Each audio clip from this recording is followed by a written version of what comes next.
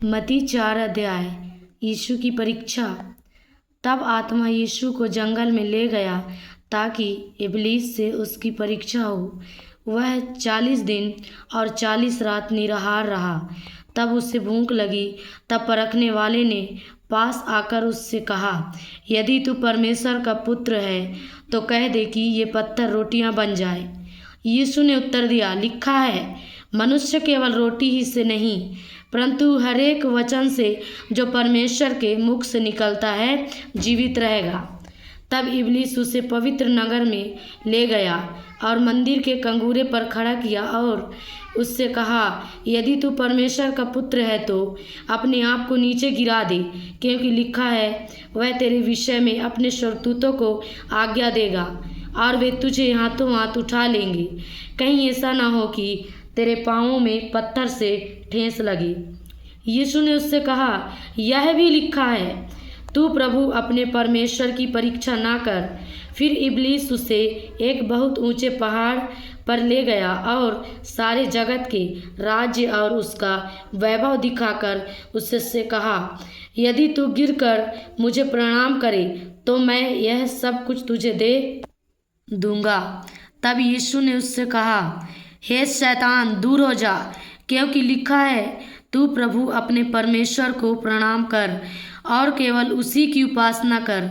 तब शैतान उसके पास से चला गया और देखो, स्वर्गदूत आकर उसकी सेवा करने लगे। यीशु के सेवा कार्य का आरंभ। जब उसने यह सुना कि यूहन्ना बंदी बना लिया गया है तो वह गलील को चला गया और वह नासरत को छोड़कर कफरनहूम में, जो झील के किनारे जबूलून और नप्ताली के देश में है, जाकर रहने लगा, ताकि जो यशायाह भविष्यवक्ता के द्वारा कहा गया था वह पूरा हो। जबूलून और नप्ताली के देश, झील के मार्ग से यरदन के पार, अन्य जातियों का गलील। जो लोग अंधकार में बैठे थे उन्होंने बड़ी ज्योति देखी, और जो मृत्यु के देश और छाया में बैठे थे उन पर ज्योति चमकी। उस समय से यीशु ने प्रचार करना और यह कहना आरंभ किया, मन फिराओ, क्योंकि स्वर्ग का राज्य निकट आया है। प्रथम चेलों का बुलाया जाना। गलील की झील के किनारे फिरते हुए उसने दो भाइयों अर्थात शमौन को, जो पतरस कहलाता है, और उसके भाई अंद्रियास को झील में जाल डालते देखा, क्योंकि वे मछुए थे। यीशु ने उनसे कहा, मेरे पीछे चले आओ, मैं तुमको मनुष्य के पकड़ने वाले बनाऊंगा। वे तुरंत जालों को छोड़कर उसके पीछे हो लिए। वहाँ से आगे बढ़कर यीशु ने और दो भाइयों अर्थात जब्दी के पुत्र याकूब और उसके भाई यूहन्ना को देखा। वे अपने पिता जब्दी के साथ नाव पर अपने जालों को सुधार रहे थे। उसने उन्हें भी बुलाया।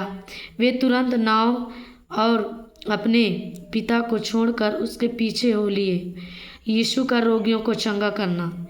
यीशु सारे गलील में फिरता हुआ उनके आराधनालयों में उपदेश करता और राज्य का सुसमाचार प्रचार करता और लोगों की हर प्रकार की बीमारी और दुर्बलता को दूर करता रहा।